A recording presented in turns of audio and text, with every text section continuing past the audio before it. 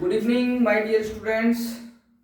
आज मैं first class 9th के लिए लेकर आया हूँ, जो कि बहुत ही इंपॉर्टेंट क्वेश्चन है और इससे बहुत सारे कॉन्सेप्ट क्लियर होते हैं। मैं आपको बता रहा हूँ, ये डिवाइड है। ओके, दिस इज पोलिनोमियल, ये पोलिनोमियल है और इसको हमें डिवाइड करना है by X square minus 1। It is binomial. Okay okay, वैसे इसे अगर डिग्री के हिसाब से कहोगे तो ये बाई क्वाड्रेटिक पोलिनोमियल है। ओके, और ये हमारा क्वाड्रेटिक पोलिनोमियल है। अब इससे इसको हम डिवाइड करेंगे। ये 8th क्लास में भी है और ये 9th क्लास में भी है। ये 8th वालों को सबके लिए आना चाहिए, मैं पहले बता रहा हूँ, और 9th वालों के लिए तो आना ही चाहिए। तो इसको मैं आज तुम्हें सिखाता हूँ और क्लियर है, आज के बाद तुम याद रखोगे कि ये डिवाइड तुम ऐसे डिवाइड करना भूलोगे नहीं कभी भी। आज मैं आपको बता रहा हूँ।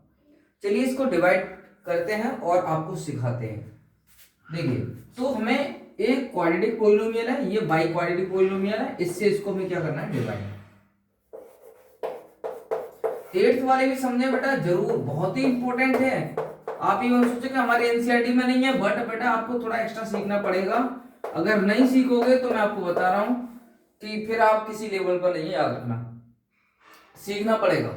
चलिए स्टार्ट करते हैं। देखिए बेटा, तो सबसे पहले हम क्या करते हैं, दोनों का फर्स्ट टर्म चेक करते हैं इसका, और हर स्टेप का पहला स्टेप यही है हमारा, यहां से स्टार्ट होगा, यहां पर इसका फर्स्ट टर्म और इसका फर्स्ट टर्म। तो इस पॉइंट फर्स्ट टर्म क्या है, 3x4 है, ये x स्क्वायर है।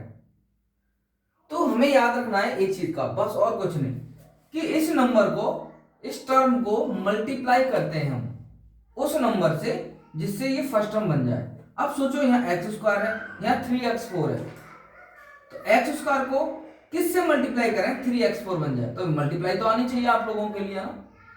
तो आप समझ जाइए कि 3 तो चाहिए क्योंकि 3 इसके पास नहीं, x की पावर 4 है लेकिन यहाँ पर 2 है, तो 2 और चाहिए। तो इट मीन्स आपको देना पड़ेगा 3x स्क्वायर। 3x को मल्टीप्लाई करेंगे तो 3x4 और 3x स्क्वायर की -1 से इंटू करेंगे तो -3x स्क्वायर। अब देखो, मैं आपको बता रहा हूं, यहां ध्यान देना है कि इसकी पावर 3 है। अब मैं जिससे मल्टीप्लाई कर रहा हूं -3x स्क्वायर हो रहा है, तो लाइक टर्म के नीचे लाइक टर्म लिखा जाएगा, याद रखना, कहीं भी हो उसी के नीचे लिख दो। तो ये 3x स्क्वायर है, तो इसके -3x स्क्वायर इसके नीचे लिख दिया। क्यों आप कहोगे सर क्यों भाई, इसकी पावर कितनी, इस x की पावर कितनी है, 2, यहां पर कितनी है, 2, तो ये दोनों लाइक टर्म हो गए। ओके, नंबर से हमारा कोई मतलब नहीं, कुछ भी हो, बेस और पावर बिल्कुल सेम होनी चाहिए, वो लाइक टर्म होते हैं। अब ये देखो, x था बट इसकी पावर क्या 3 है, लेकिन इसकी 2 है, तो ये इसका लाइक टर्म नहीं है। ठीक है, तो याद रखना है तुम्हें, जहां जो लाइक टर्म है उसी के नीचे आपको मल्टीप्लाई करके लिखना है।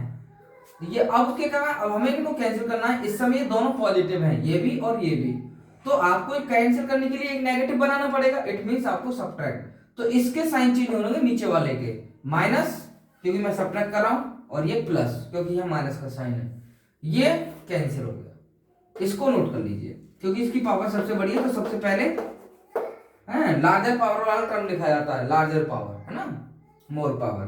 फिर उसके बाद मैं देख रहा हूं प्लस का, अब ये साइन चेंज हो गया, माइनस करें अभी प्लस का, ये भी प्लस का, तो जो प्लस प्लस के तो ऐड हो जाएंगे, प्लस का 3x स्क्वायर प्लस का 3x square plus 6x square. Okay, चलिए अब देखिए, मैं पहले इसको करता हूं। यहां पर क्या फर्स्ट टर्म -5x3, यहां पर फर्स्ट टर्म क्या है, x स्क्वायर। मुझे ये बनाना है, ये इससे, इसको किससे मल्टीप्लाई करूं कि ये बन जाए, तो समझिए -5 क्लियर दिखाई दे रहा है, x क्यूब है या x स्क्वायर है, एक पावर और चाहिए ज्यादा, तो इट मींस आपको यहां पर देना पड़ेगा -5x। -5x की मल्टीप्लाई x स्क्वायर से करोगे तो कितना हो जाएगा, -5x क्यूब, है ना।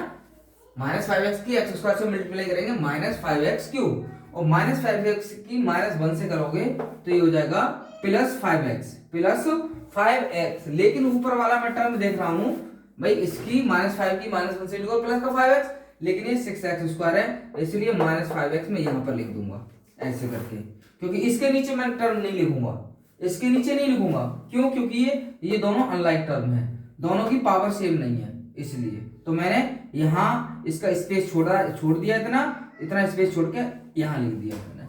अब मुझे ये कैंसिल करना है, दोनों माइनस माइनस के हैं, तो क्लियर साइन चेंज होगा, प्लस, है ना भाई, ये तो करना ही है बेटा, माइनस है तो प्लस और ये माइनस है तो प्लस। ये कैंसिल, क्योंकि ये माइनस का, ये प्लस का 0 हो गया।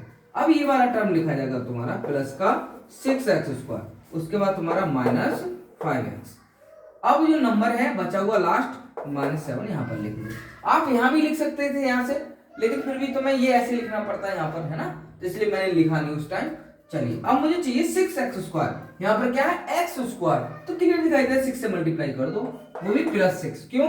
क्योंकि प्लस का टर्म है, यहाँ माइनस का इसलिए माइनस दिया, यहाँ प्लस का था इसलिए प्लस कर दिया। अब +6 की x से इंटू करूंगा 6x² हो जाएगा, +6 की -1 से इंटू करूंगा -6 हो जाएगा, ये हो गया। तो ये प्लस का है टर्म, साइन चेंज होगा, माइनस, ये माइनस है तो प्लस। याद रखना है इन दोनों के बीच थोड़ा गैप रखना है, जिससे तुम साइन को आसानी से लगा सको। ऐसा नहीं कि लाइन बिल्कुल मिला के तुम खींचो, ऐसा मत करना, थोड़ा गैप देना है, जिससे आसानी से हम साइन इस टाइप से लिख सकते हैं, ये तुम्हें ध्यान रखना है। ये कैंसिल हो जाएगा, ठीक है, प्लस का माइनस का 0, -5x बचा और -7 + 6, तो ये कितना बचा, माइनस का 7 है प्लस का 6 है तो -1। तो क्लियर हो गया। तो ये हमारा क्या हो गया, ये हमारा हो गया क्वोशिएंट और ये हमारा हो गया क्या, बोलो, रिमाइंडर। ये हमारा रिमाइंडर है, ठीक है, इसका तुम्हें ध्यान रखना है। शॉर्ट में रिप्रेजेंट कर दिया है कि ये हमारा क्या है, रिमाइंडर, और ये हमारा क्या है, क्वोशिएंट। क्लियर है।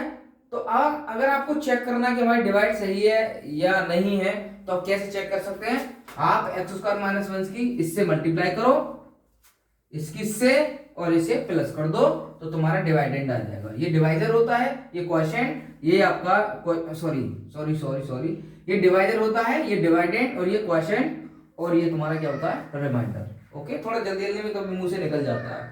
ओके बेटा, तो ये डिवाइड सबको आनी चाहिए, बहुत ही इंपॉर्टेंट है, और ये हर क्वेश्चन में हेल्प करती है, याद रखना। आप 9th में पहुंचेंगे और जो 9th में है, अगर आप किसी क्यूबिक पॉलिनोमियल के फैक्टर निकाल रहे हैं तो इसकी हेल्प लेनी पड़ेगी। और बेटा देखो हम क्या कर सकते हैं, ये 0 तब होगा, यहाँ पर रिमाइंडर 0 जब आएगा जब ये पॉलिनोमियल इसका क्या होगा, फैक्टर होगा, है ना, फैक्टर तभी होगा। देखो जो कोई नंबर किसी का फैक्टर होता है और डिवाइड करते हैं तो रिमाइंडर 0 आता है। जैसे 2 8 का फैक्टर है, तो 2 से 8 को डिवाइड करोगे, रिमाइंडर क्या आएगा, 0 आएगा।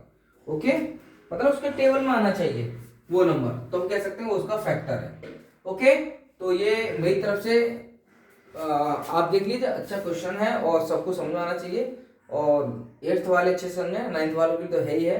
ओके, चलिए।